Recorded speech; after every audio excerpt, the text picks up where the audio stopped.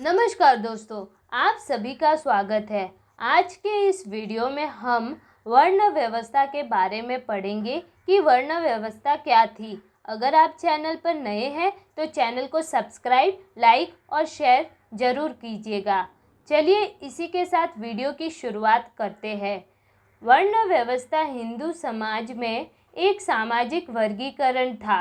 इस व्यवस्था में लोगों को उनकी भूमिकाओं, कर्तव्यों और सामाजिक कार्यों के आधार पर 4 समूहों में बांटा गया था।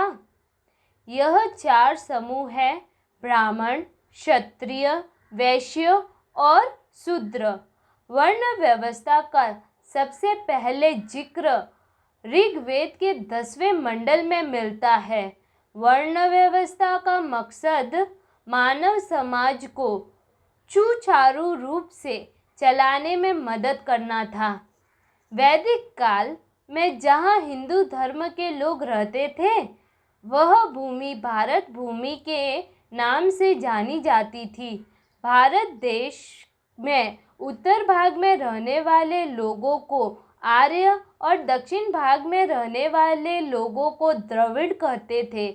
आर्य और द्रविड़ दोनों समुदाय हिंदू धर्म के अनुयायी थे।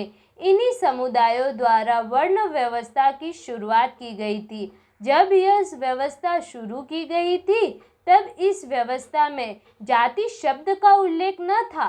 यह समुदाय छोटे छोटे गुटों में रहा करते थे और उन्हीं गुटों में से कुछ लोग ब्राह्मण का कार्य करते थे, कुछ लोग क्षत्रियों का कार्य करते थे एवं कुछ शूद्रों का कार्य करते थे और कुछ वैश्यों का कार्य करते थे। वर्ण व्यवस्था के तहत जब कोई व्यक्ति अपना कार्य करता था तब उसे शुल्क के रूप में भुगतान दिया जाता था। जैसे यदि कोई ब्राह्मण शिक्षा देता था तो उसके पास अधिकार था कि वह क्षत्रिय, वैश्य और शूद्रों में से किसी के भी पास जाकर भिक्षा के रूप में अपना शुल्क ले सकता था। इसी तरह क्षत्रियों को भी यदि वह नगर या गुटों की रक्षा करता था तो उसे वैश्यों द्वारा कर और शूद्रों द्वारा अनाज दिया जाता था और ब्राह्मणों से वह न्यायिक शिक्षा ग्रहण करता था। इसी तरह वैश्यों को ब्राह्मणों से व्यापार की शिक्षा मिलती थी और क्षत्रियों द्वारा उनके धन की रक्षा की जाती थी और शूद्रों से वे अनाज खरीद कर दूसरे देशों में व्यापार करते थे।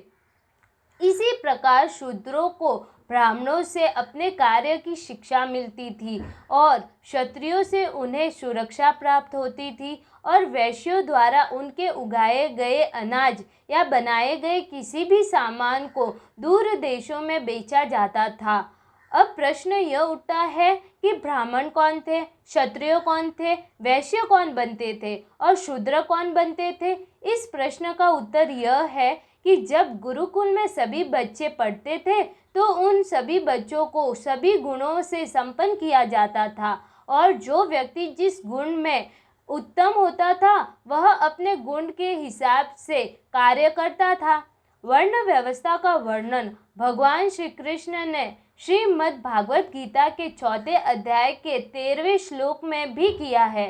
भगवान कहते हैं कि वर्ण प्रतिभा और काम पर आधारित है। उन्होंने खुद शूद्र, वैश्य, ब्राह्मण और क्षत्रिय के रूप में काम किया है।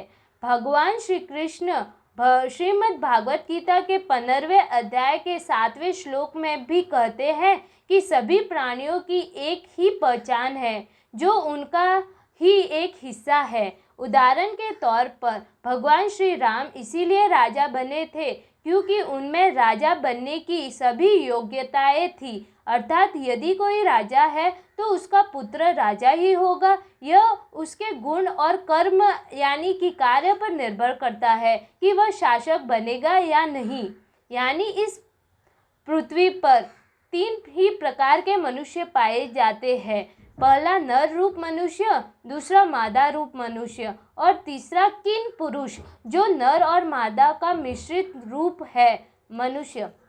इन्हीं 3 प्रकार के मनुष्यों को मिलाकर मानव समाज का निर्माण होता है और इसी मानव समाज को सुचारू रूप से चलाने के लिए इस वर्ण व्यवस्था को बनाया गया था।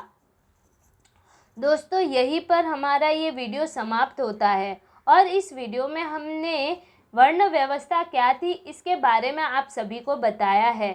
अगर आपको ये वीडियो अच्छा लगा हो तो इस चैनल को सब्सक्राइब कीजिए और इस वीडियो को ज़्यादा से ज़्यादा लोगों के साथ शेयर कीजिए और वीडियो को लाइक करना मत भूलना।